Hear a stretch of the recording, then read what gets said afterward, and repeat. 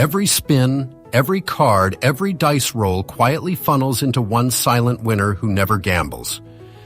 You walk into a casino believing you might beat the house, but the house already won before you arrived.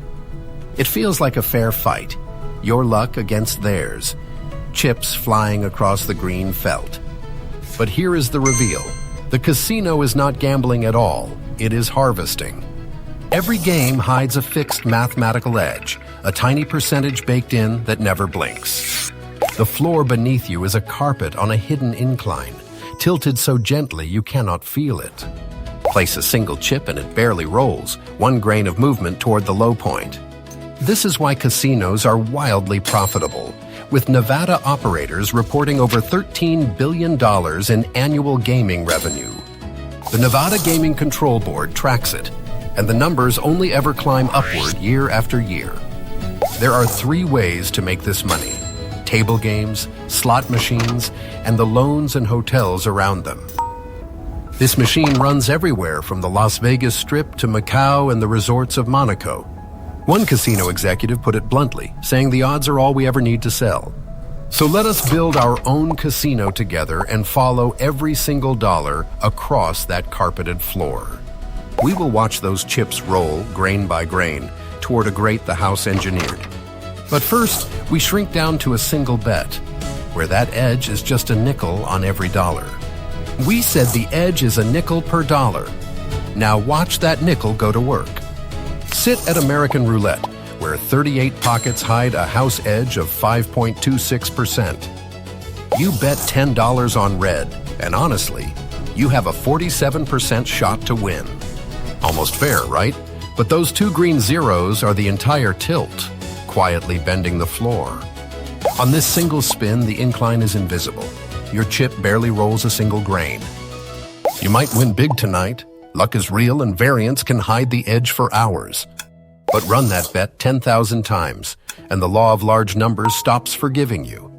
That 5% stops being a maybe and becomes a certainty printed on every spin. The industry has a colder word for it. They call it hold, the slice they keep. Hold varies by weapon. Roulette bleeds slow. Slots take up to 15% per spin. Whatever you play, your chip is not lost tonight. It is drifting toward the great. One bet costs the house almost nothing. So how does that nickel become a fortune? The answer is not the edge itself. The answer is how many times you press that button. Because the house has one true weapon left, and it is not luck, it is time. We said the weapon is time. Now watch the casino quietly steal your hours. The edge only pays out with volume, so the house needs you seated for as long as possible. So look up. There are no clocks on these walls and no windows anywhere at all. You lose your sense of time, and time is exactly the thing they are harvesting.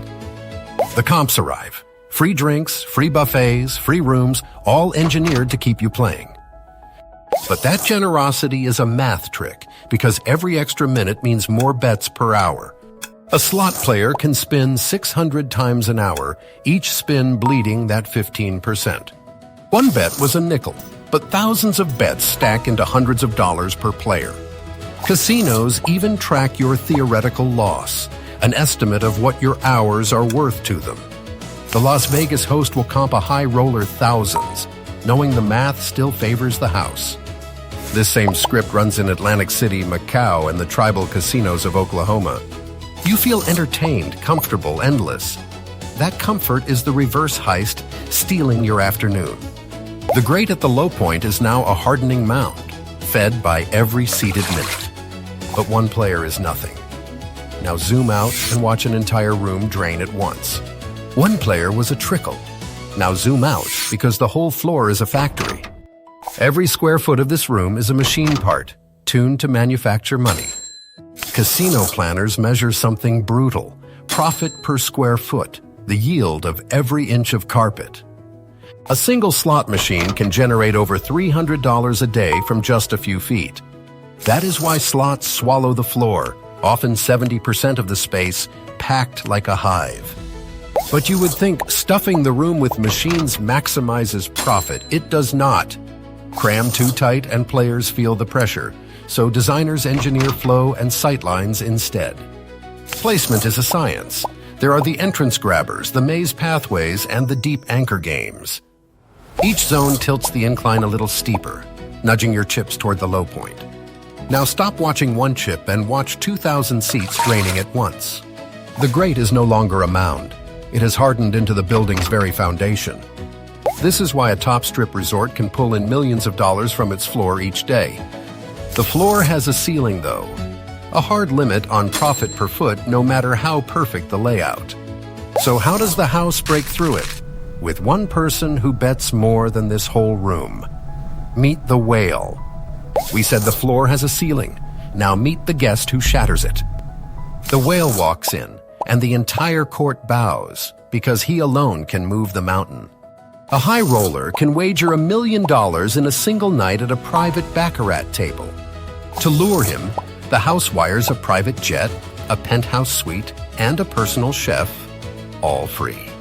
The court flatters this dangerous guest because his theoretical loss can top hundreds of thousands per visit. There are 3 ways the house courts whales: credit lines, junket operators, and lavish comp packages. In Macau, junket firms once drove over half of all VIP gambling revenue on the peninsula. The house even lends the whale millions on credit, trusting the incline to reclaim it all. But here is the counterintuitive danger. With one whale, the law of large numbers vanishes. The edge needs volume, but one guest playing a few giant hands is pure raw variance. So a single lucky whale can hand the house a losing quarter, a headline nightmare for shareholders. One bad night, and the mound at the grate actually shrinks, the foundation trembling beneath your feet. The house cannot bet its future on one dangerous guest whose luck it can never control. So it hunts a steadier profit hiding somewhere the tables cannot reach, the rooms upstairs. We put gaming on the stand as the star witness. Now watch the cross-examination flip it. You assume the tables are the profit engine, but here the witness contradicts itself. On the Las Vegas Strip, gaming now makes up barely 1/3 of resort revenue. The Nevada Gaming Control Board reports non-gaming now drives most of every big resort's income. So the felt is often the loss leader, the bait, quietly running near break-even. But if not the tables, then what actually pays for this palace? The building itself. There are 4 hidden profit engines: hotel rooms, restaurants, conventions, and retail. A single strip room can rent for over $200 a night, filled endlessly. Conventions pack the calendar, delivering guaranteed crowds who dine, shop, and sleep on site. So the resort itself becomes the product, and the casino floor is merely the doorway. Now the incline no longer just tilts the floor. It tilts the entire building toward the drain. The grate is no longer a foundation. It is the bedrock the whole resort stands upon. This is why analysts call the modern casino a hotel that happens to have a floor. But even a bedrock this deep can crack, because taxes, debt, and downturns are coming for it. We said the bedrock can crack. Now the siege begins, and the attackers are relentless. First come the tax collectors, and in some states, gaming taxes exceed 50% of revenue. Pennsylvania taxes slot revenue at 54%, one of the steepest rates in America. But taxes are predictable. The real ambush is debt, since resorts borrow billions to build these palaces. Caesars once carried over $20 billion in debt and filed for bankruptcy in 2015. Then a new enemy scales the walls entirely: online gambling played from your couch. U.S. online betting revenue crossed $10 billion in a single year, and it is climbing fast. There are 4 threats besieging the fortress: taxes, debt, online competition, and public backlash. That backlash is loudest against addiction, and one study estimates gambling harm costs billions in public health. But the deadliest siege weapon needs no attacker at all. It is the recession. In 2008, Las Vegas Strip gaming revenue fell nearly 10% as wallets slammed shut. When the floor empties, the incline still tilts, but there are no chips left to roll. So the fortress looks fragile, cracked by taxes, debt, and downturns pressing in from every side. But the house survives every siege, because it never sold you a game. It sold you certainty. Step off the funnel now and rise above the carpet, high enough to see the whole floor at once. From up here, the tilt you could never feel becomes obvious, a smooth incline pointing everything one way. Every design choice you met tonight was a single degree of that engineered slope. The floor was never neutral ground where luck could decide the winner fairly. It was a machine assembled to sell one product, and that product is certainty. You believed you were buying a chance.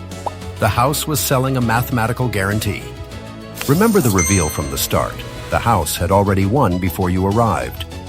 Now you can see exactly why, because the drain grate was poured into the foundation first. This is why Nevada operators keep printing over $13 billion a year without ever gambling.